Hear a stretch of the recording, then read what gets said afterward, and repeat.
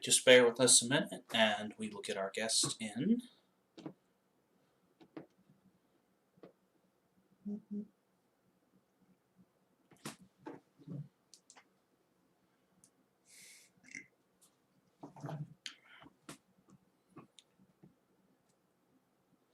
Hope everyone is doing well today.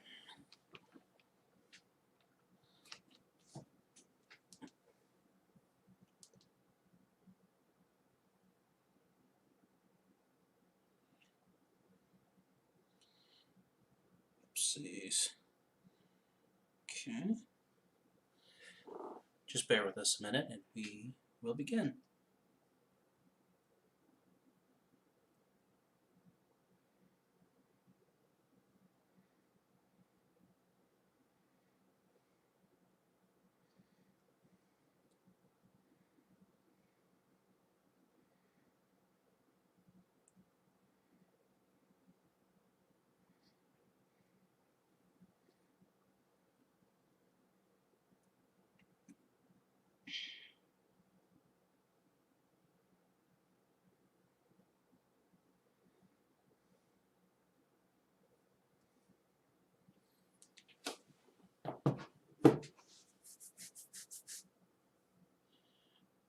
Thank you all. Thank you for anyone who has joined us this morning. We will begin shortly as soon as our guest and our co-host arrives.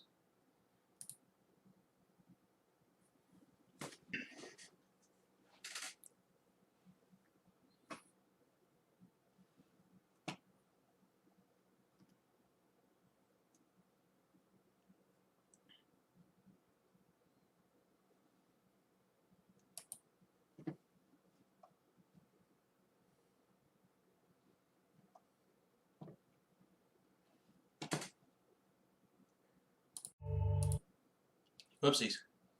That was not intentional. There we go.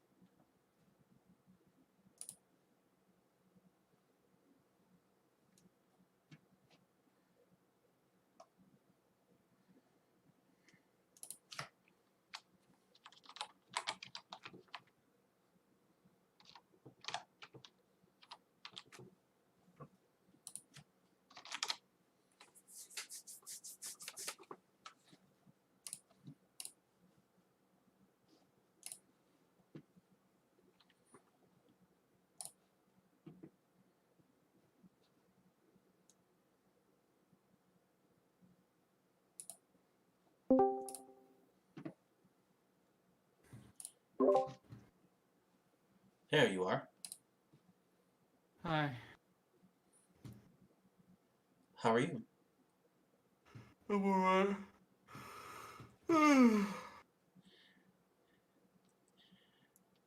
A bit early, I know, but I just feel like we would like. I just really wanted an interview with this comedic cat, if you will. That's alright.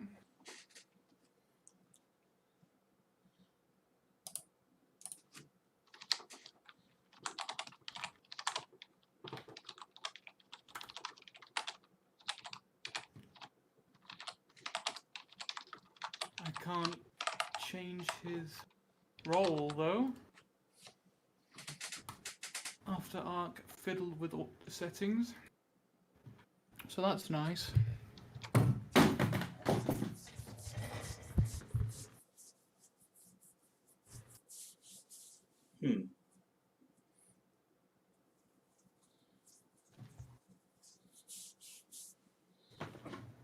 Don't worry about it.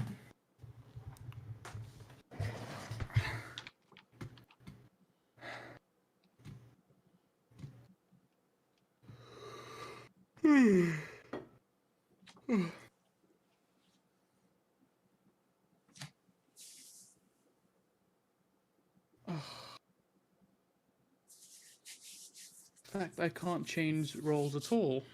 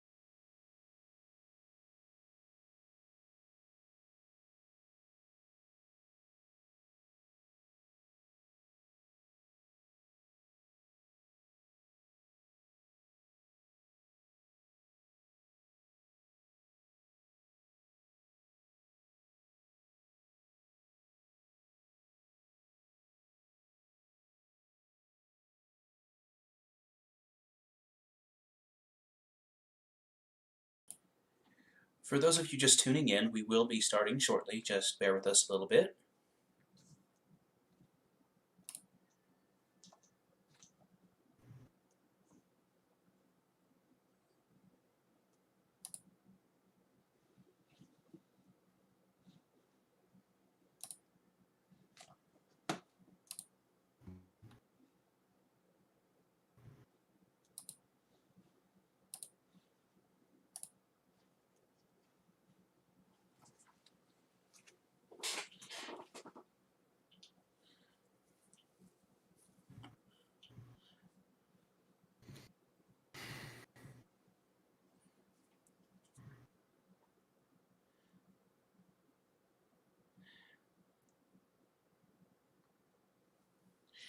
Our guest is just being fashionably late today, so just continue to be patient.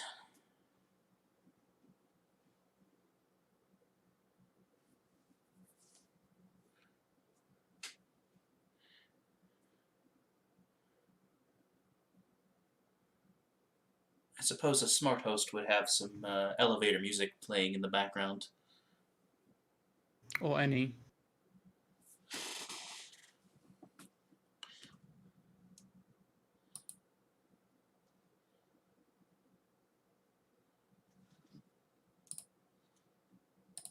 Let's see. Where did I put that?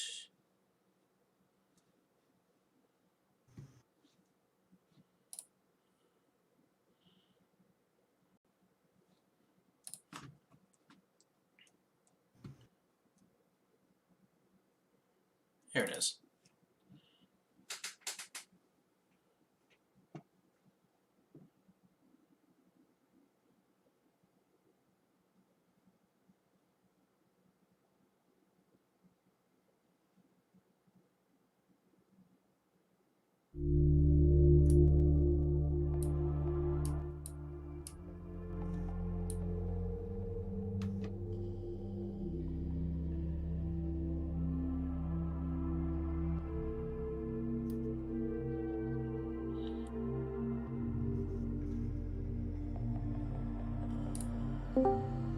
That helps.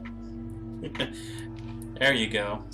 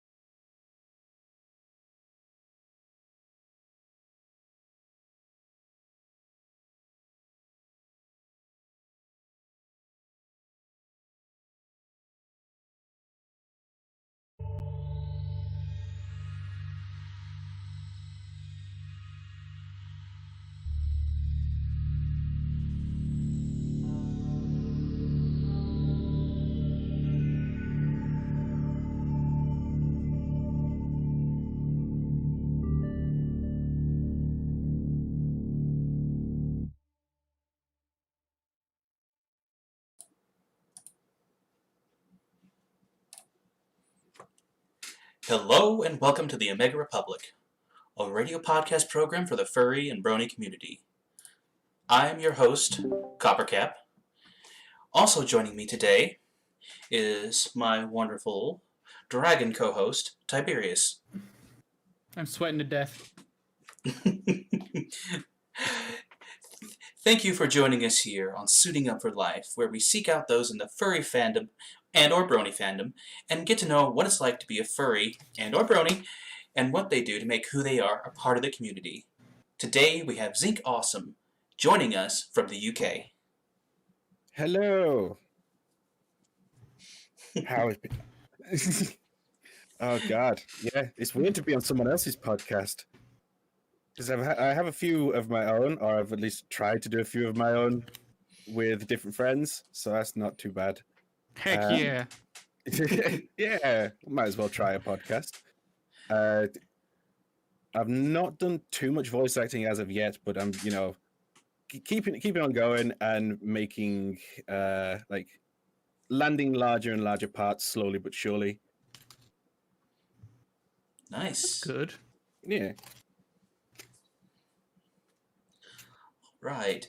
Well, before we begin, we also like to mention that the Omega Republic has a charity program in place that for every like that this podcast receives, that $1 will be donated towards that charity. Zinc Awesome has graciously chosen a charity for his podcast. Would you care to give a brief description of that charity, please?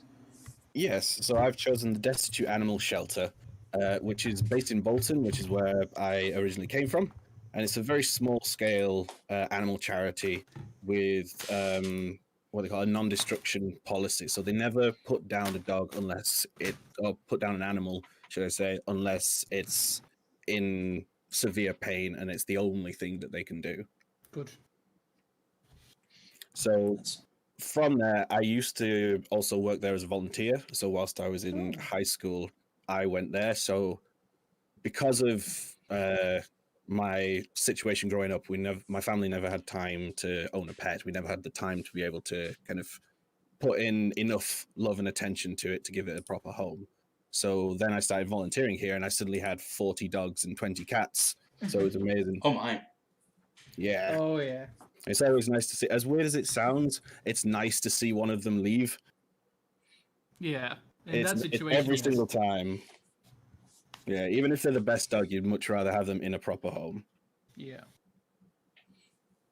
So yes, I think also I mentioned to you as well that for every dollar you said this gets over the next 30 days, was that what it is? Yes, Yeah, every like this gets, I will match it.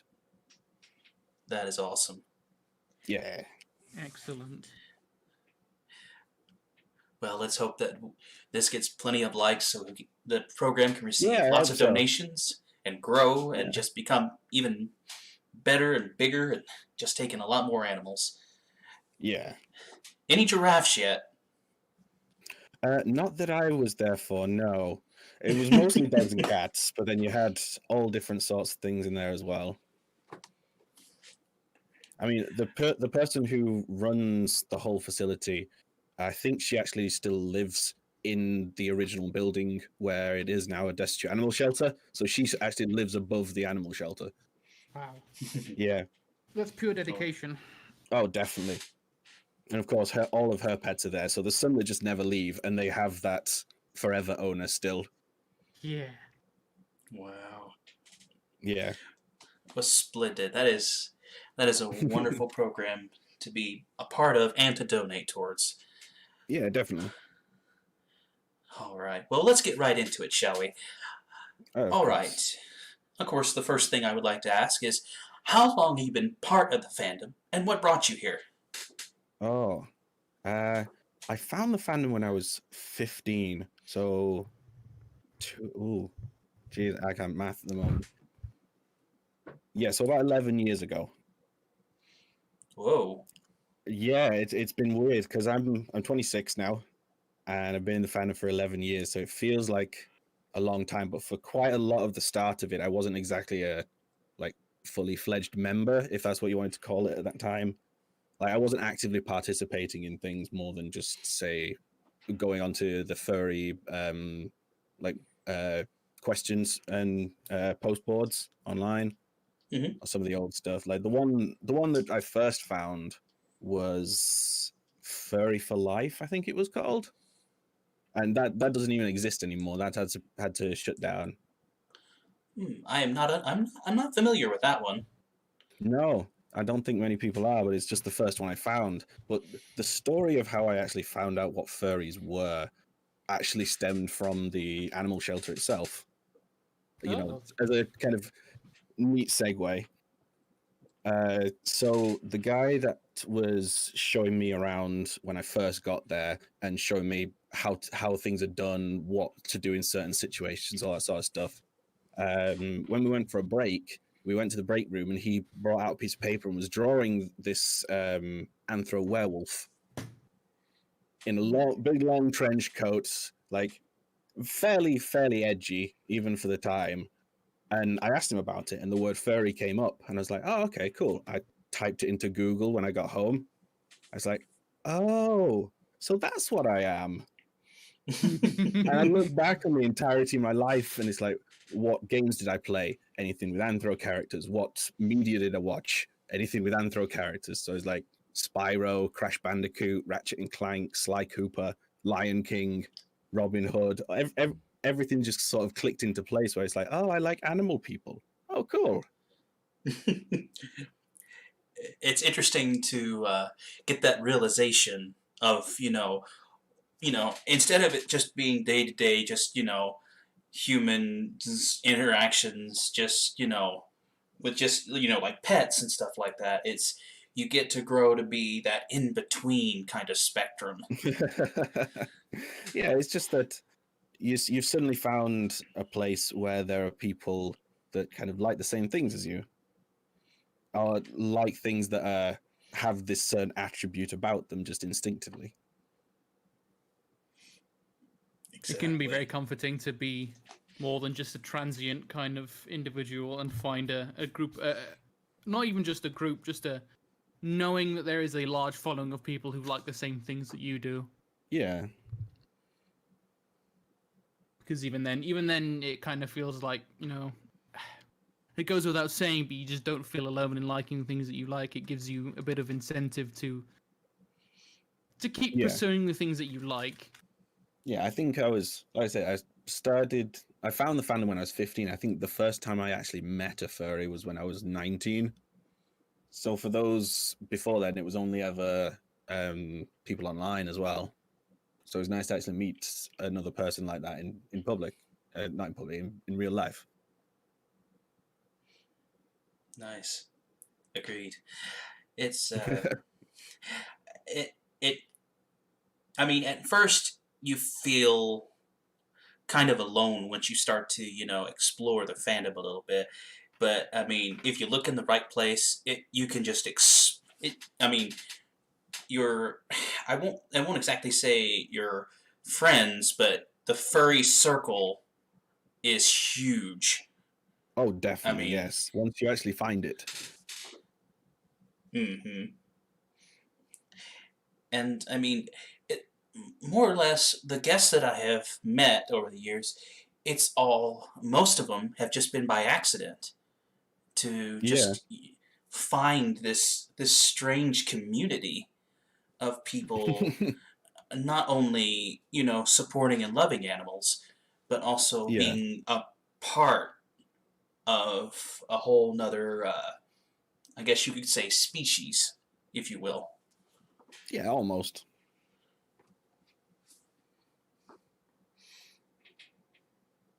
I think we've pretty much dissected that. Mr. Tiberius, would you care to take the next one? Yes. Well, it says the question asks what you do towards contributing to the fandom, but I think a better way of asking it would be, what kind of hobbies do you pursue that allows you to involve yourself in the fandom? Right. Yeah.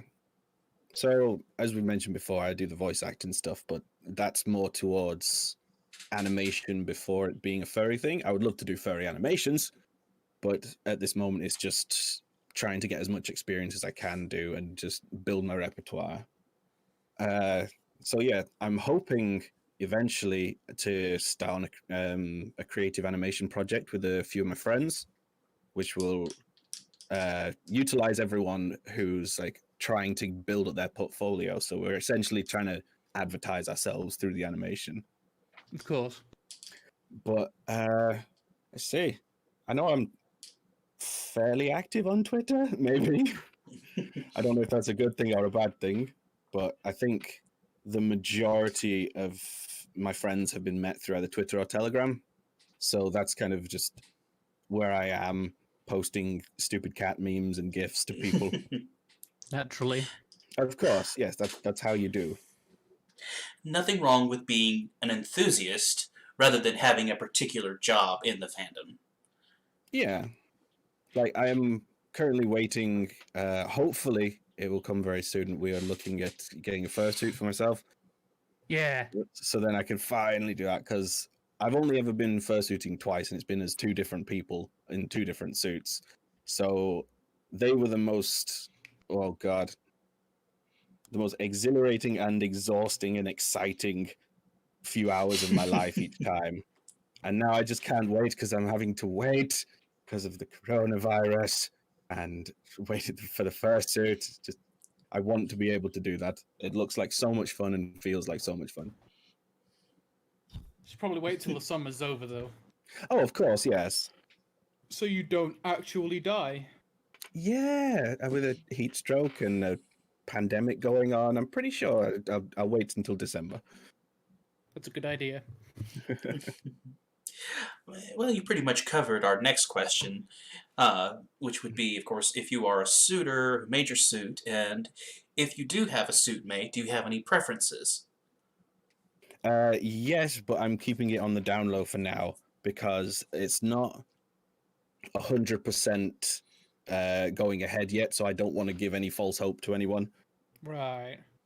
So as soon as we both know that it's going on because of pandemic things and all this sort of stuff, as soon as we both know it's 100% double confirmed going to happen, then I'll get people knowing.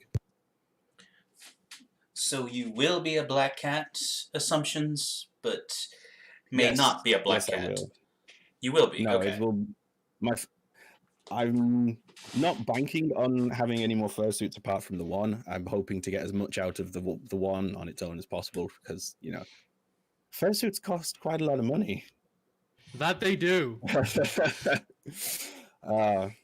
So yeah, it's gonna be the Black Cat me. Black Cat I've always been Black Cat, like right from the start. I don't think I've ever changed. I had a couple of different like ideas right at the start when I was trying to figure out the fursona, but the first time I saw Black Cat, Zinc, yeah, it's done. That's it. There's nothing else. Everything else went out the window. So, I mean, as far as the preferences, if I may ask, Yeah. in the suit you were in, hinged jaw or static jaw? One hinged, one static, I think. Yes. Yeah, one and one. So the first one was a friend of mine called Cheetah Obscura, but he's not as tall as me. He's a small boy, and so I had to wear him as a partial. So I was getting these funny looks from people who saw the suit and recognized it and thought he'd had this 1.5 foot growth spurt. Yeah, and then the second time I was a friend of both mine and Cheese, called Crypto Dog, and his suit was a lot better fitting for me because he was the same height as me. So I finally got to full fursuit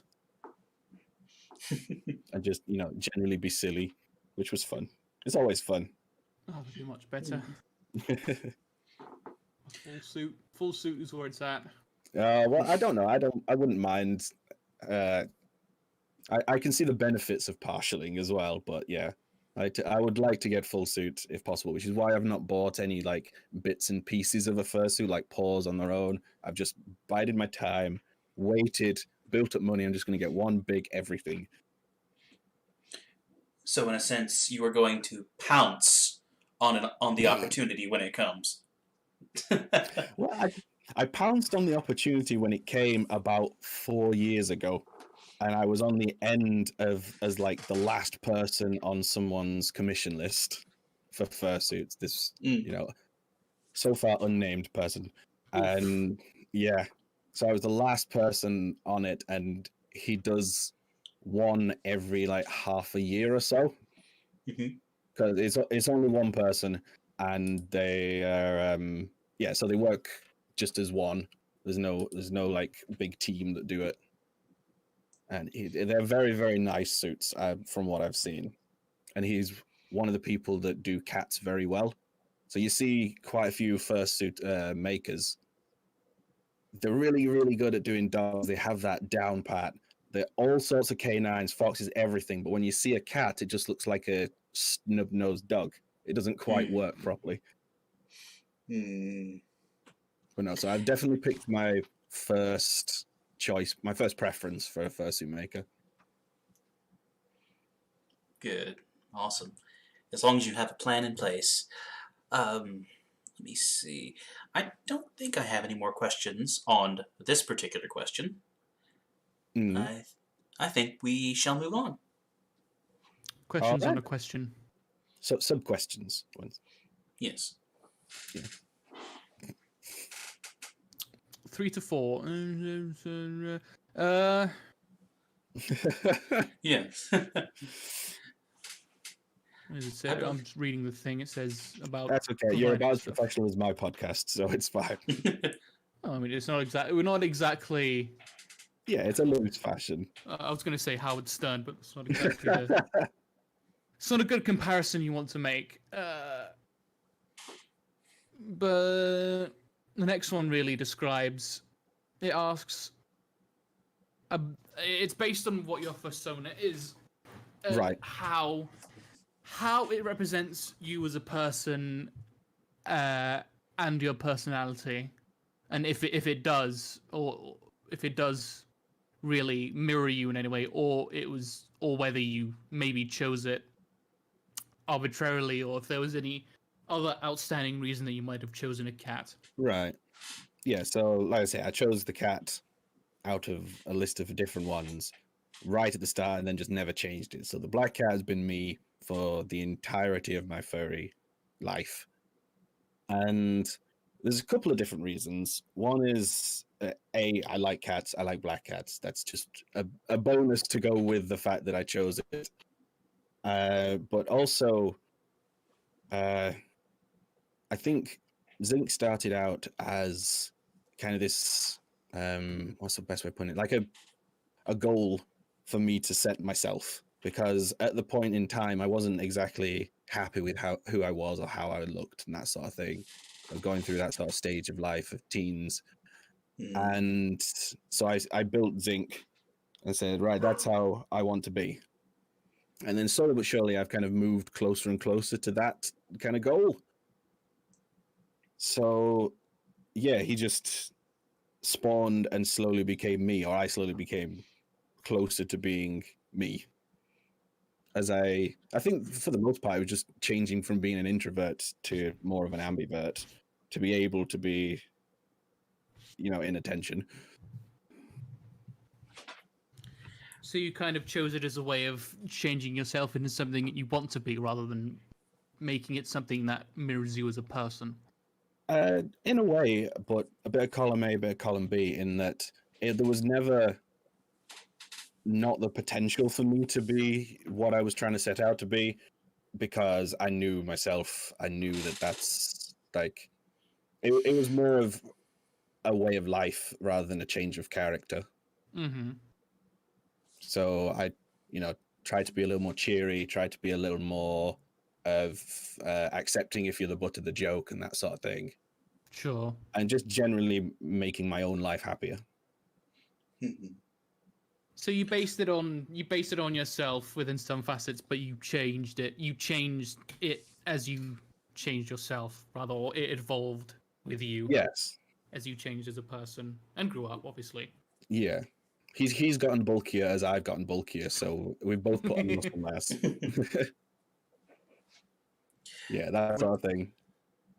Were there any particular traits of a feline that you felt just like immediately connected with? I'm not sure, actually. Like, I know once I picked a cat, people started pointing out similarities, but whether they were in my actual decision or not, I'm not sure, because, like, I like to sleep a lot.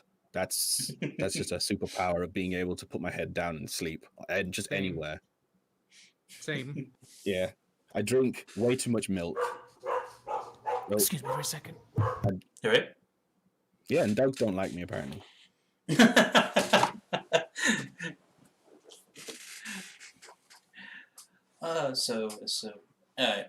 We, for those who don't know who might be listening to this, I do know that you do have the trait of enjoying to pounce on your friends. Of course.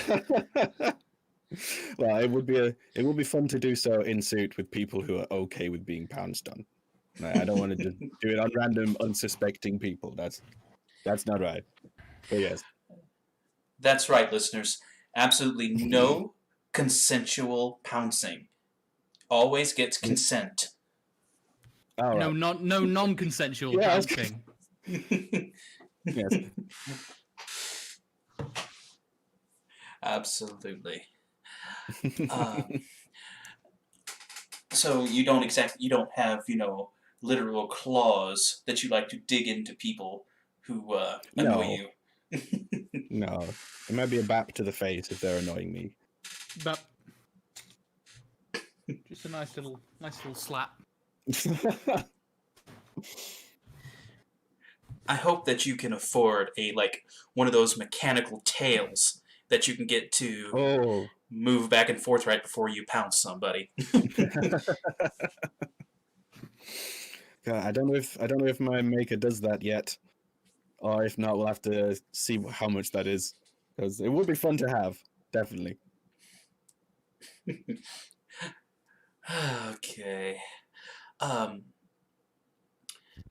being what you are, walking among society, do you feel more or less alone than before you became what you are? Has it opened up more opportunities towards making friends?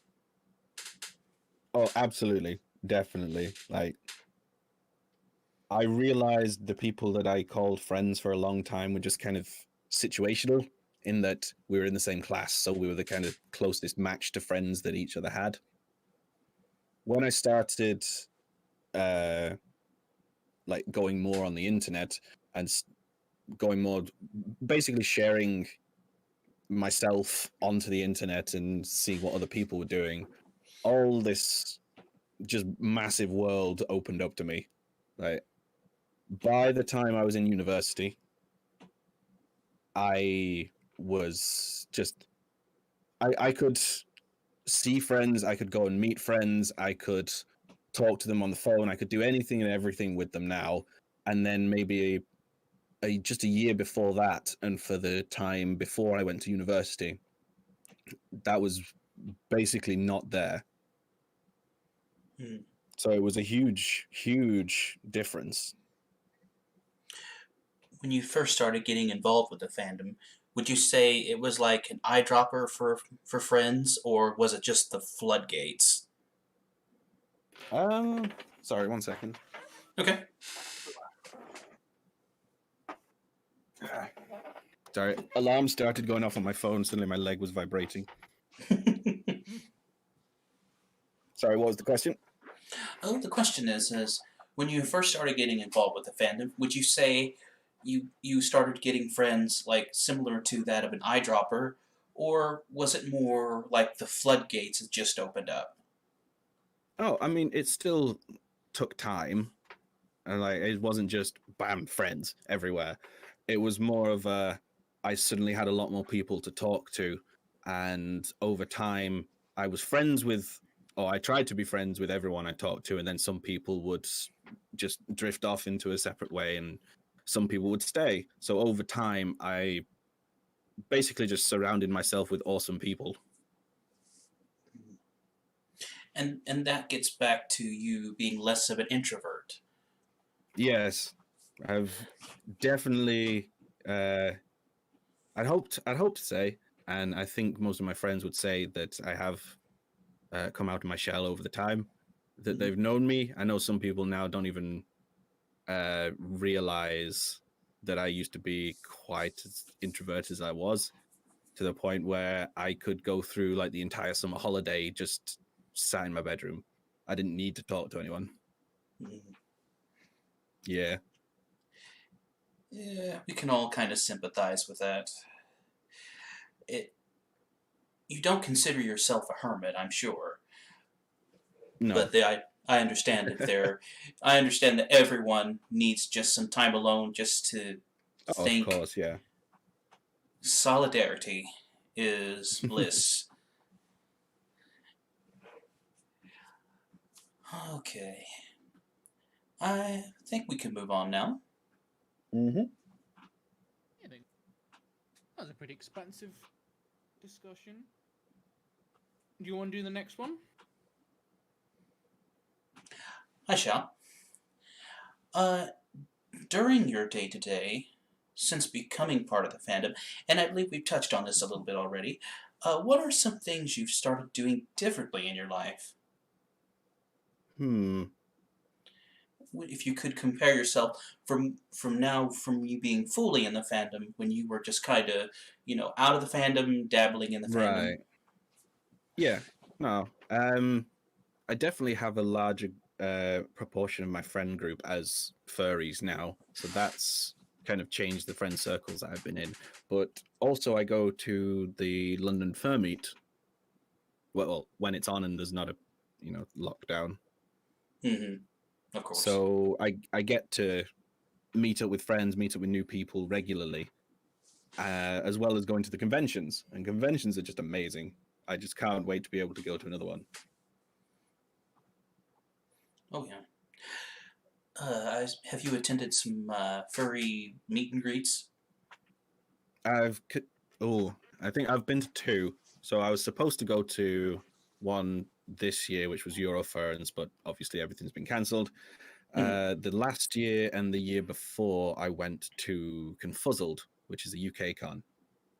Mm. And again, they were the most amount of fun and in consecutive days of like almost a week's time that I've had in a long time up until then. So, have you not attended any cons out of Europe then? Outside of Europe, of No, course. not Okay. yet. Like I say, we're planning to do Eurofurence, which was Berlin in Germany. But yeah, so not yet, but we're planning to. I got you. Would you say that, in terms of you being in the fandom, has it made you view animal and human interactions a little differently? You would say. Um, I think I've always been like empathetic towards animals, so I've tried my best not to kill or like if there's a spider in the house, I'd rather pick it up and throw it outside rather than just squish it. That sort of thing. So I think I've always been that kind of person. I think the fandom is it's definitely spreading that kind of message, especially with all the charity work that all the conventions do. Mm-hmm. Like, so whilst it may have not given me too much change, I know that it is doing a lot of good work in the same direction. I'm getting back to your statement. I'm sorry, but if I find a spider in my bed, it's not going to live for very long. Yes, I know that isn't quite as common a view on insects in sleeping quarters. But yeah, Mm-hmm. I would try to. Like I can't say that I've not had to like get rid of infestations and that sort of thing. But when there is a chance that I could do, then yeah, I'd like to. I'd rather help out an animal than or a person even. As far as human interaction, would you say that's kind of changed your perspective a little bit after being in the fandom for a while? Yeah, because the fandom is a lot more open, receptive, and generally just don't give a crap about things that we shouldn't give a crap about. There's a Mm-hmm. lot more in what you would call normal society where people get too caught up on things that they shouldn't do and things that really don't matter. And from that, if you just take all of those away, everyone suddenly gets on with each other so much more and everyone just has a butt ton of fun. So that's definitely a positive from at least the sort of community that I was growing up in. Nice. Right on. Yeah. I think that covers that one. We do have one more question, if our beloved co-host feels inclined to do so. Well, there's about three more, but I'm gonna do question 6. Now that one can actually be kind of up to anything, but going on what we've already discussed, what would you say has been kind of changed or been given the most glaring change and has changed the most throughout you or your life in general when you joined the fandom, or has there been anything that's been changed, or has it been more of a kind of a sideline quality of yours that you just really see as more of a hobbyist Right. sort of time sink? Yeah, I've tried not to consider being a furry as like a proper character trait. That's never been like, yeah, having that feels a bit too two-dimensional to me. But I think the biggest change was probably now that I and my fiance are getting married soon, and that all stemmed Ooh. from Oh, trying to talk to people more during university, which came through the persona. And then eventually, about a year into us dating, I got a text from her saying, "Do you think I'd be a red panda?" And then from there, she was like, "Yes, yes," mini dance on next to my desk or wherever I was. And so, yeah, we're now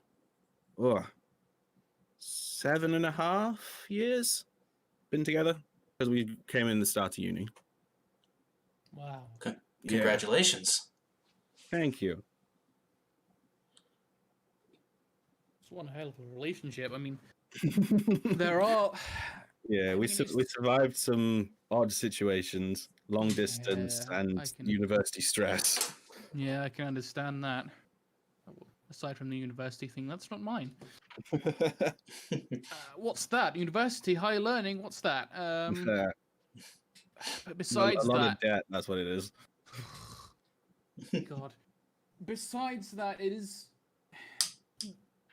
to mention that there are being in fandom affects people so differently in that Yeah, to many people it is something that it does affect your life in such a large way in I mean, the groups that you join and the people that you meet, as well as how much of a person it can affect you. But then there are some people who just see it as who are more moderates when it comes to the fandom and just see it as something that they do in their spare time and it doesn't affect them at all.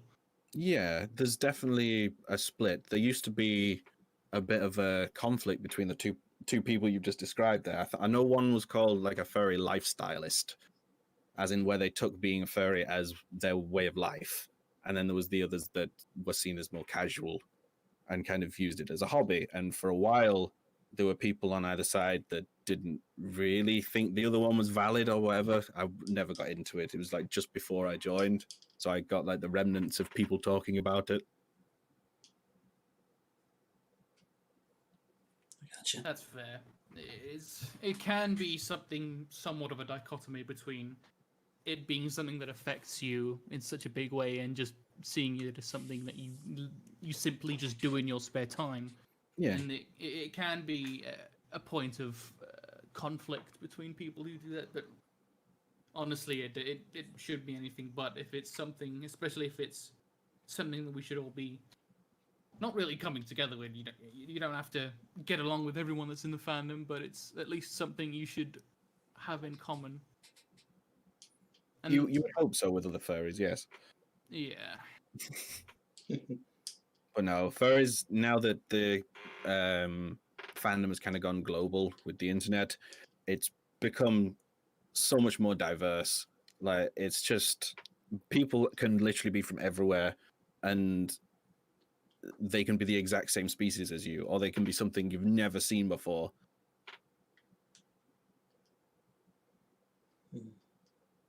Exactly. And it's more than just, cats, dogs, the general thought of, you know, everyday critters that you might see. I mean, I've been to MFF twice now, and you would not believe, I mean, not just towards you, but towards anyone watching, it, there is such a large, large array of animal designs out there for fursuits. It is. Yeah, definitely. I mean, you have It's. how many different species now that have been literally made by furries? Mm-hmm. The There's most. so many. Oh, go ahead. It was just that's just it. There are so many things that have been created just within the fandom for people to both use as a representation of themselves, but just in general, so many different things. In just talking about the species alone is one point where it's something people make into their own, take and make into their own, so that other people can use them as an engine to bring themselves closer to other people or pursue their own hobbies. Yeah. Exactly. If, by chance, if you ran into someone or happened to come across someone who had just kind of started into the furry or brony fandom, is like, what is this thing? What exactly is this fandom?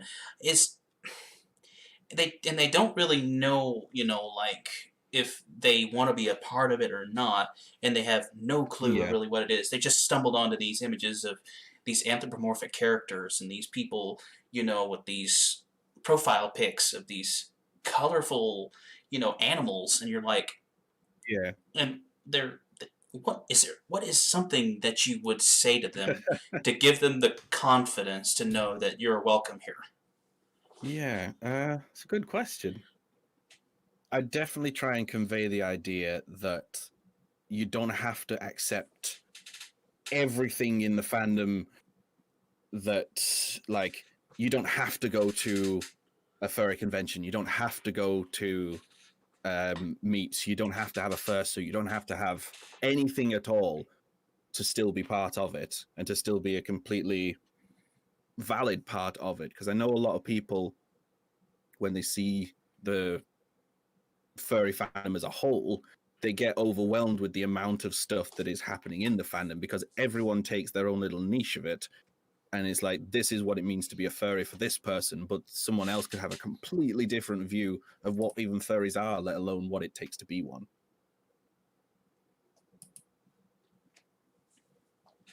I like that.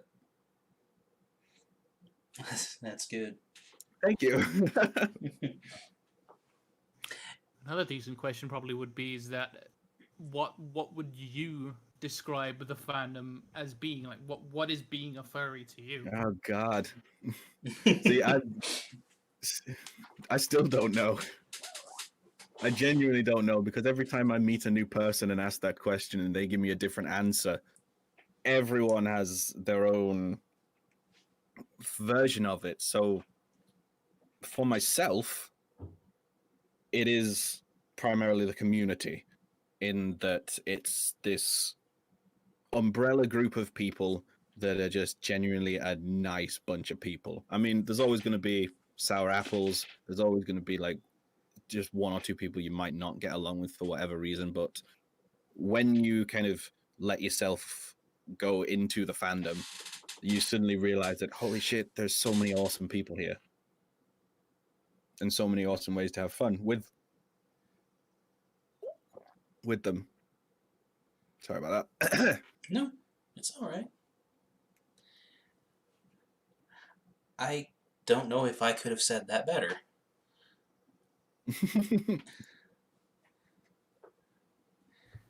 Well, granted, I don't have the accent like you've got, so, Oh, thank you. I'll take that as a compliment, shall I? Well, I mean, it's a 2-to-1 show right now. I'm against 2 English accents, so it's kind of an unfair advantage right now. I mean, that's fair. Nobody it's likes fair to have an advantage. Nobody likes American accents. Everyone wants the English accent. Well, you say that, but quite often voice acting, you want to not have an accent, or you want to have an American-ish accent. You kidding? That is true. I would love to sound like Sean Connery. uh, I don't think anyone wants to sound like Sean Connery. I do. One person. There we go. Aside from you. I mean, it's either him or Ian McKellen. Okay, Ian McKellen's better. Yeah, that's a much better choice. Yes. My view of you has gone up. Or perhaps even Patrick Stewart. Patrick Stewart. I've thought about Patrick Stewart, but Patrick Stewart is his own voice. So, I will leave it at that on that one. Okay. Well, he's from Oxford, so that should give you some sort of indication. And my accent's gone every which way. Like, no, anyone from the north thinks I'm from the south. Anyone from the south thinks I'm from the north. Anyone in the Midlands has no clue. I've been called Canadian. I've been called Irish. Someone said I sounded like I was from Australia. It really doesn't go anywhere. Actually, to me, I almost picked up a hint of Scottish in you. Scottish, all right. Just a hint. Just a hint. I mean, that might be grasping a little bit, but sure. No. I think if I had to choose, I'd probably go for someone like Jeremy Irons, who was the voice of the original Scar. Yeah. In Lion King. That's a good voice. That's a pretty good one. Yeah. Would you mind doing the line that he says to Zazu before he eats him? Oh, God. What was the line? Hold on. I will type it out. That is not too...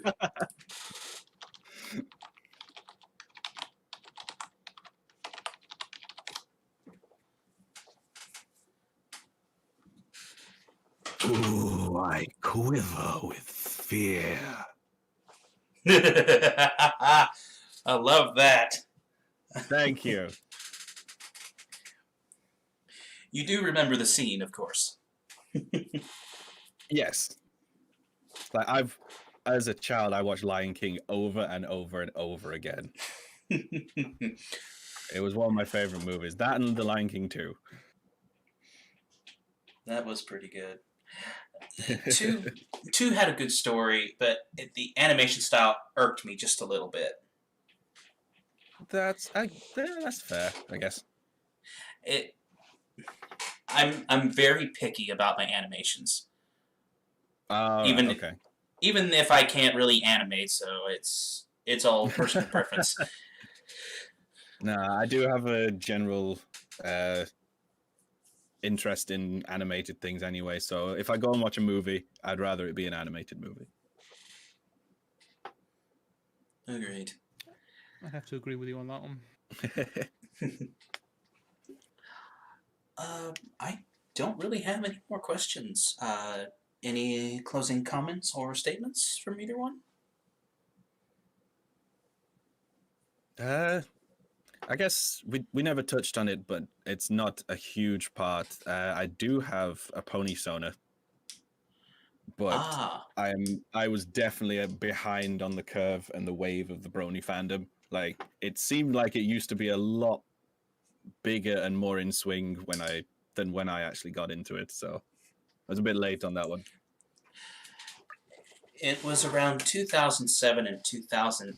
Not 2007. That's way too far back. I was going to say. Oh, hold on.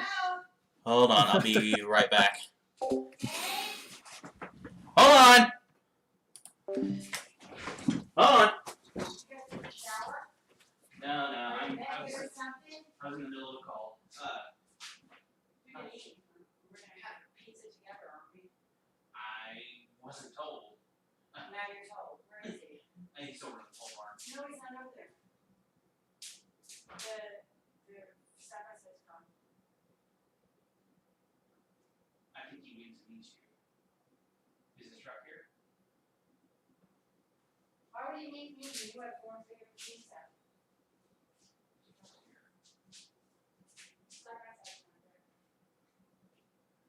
We probably should do running. Yeah. Hold on, I'll be right back. That's all right.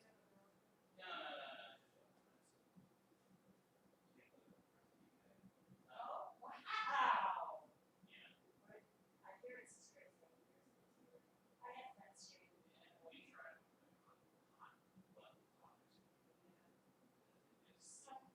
How stupid, you knew I'd be here again and have this hot pizza. Oh, good for you.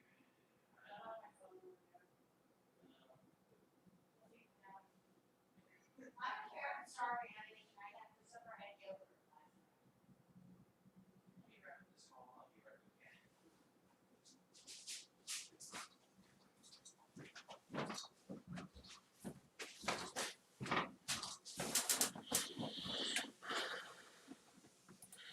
And that's the summer. I don't live in the mainland. I should probably preface that, but Yes, I guessed that when you said you were mostly surrounded by water. it's just humid all the time. Almost just about every single day, it is always at least above 60% or 50%. Yeah. And what that translates to is either extremely sticky and sweltering summers or bone-chilling winters. There's no in between. No. And that's what it's just awful. You have to swim to the kitchen to get a glass of water sometimes. Ugh. I'm sorry, but I have to wrap this up. Other things call my attention. That's okay.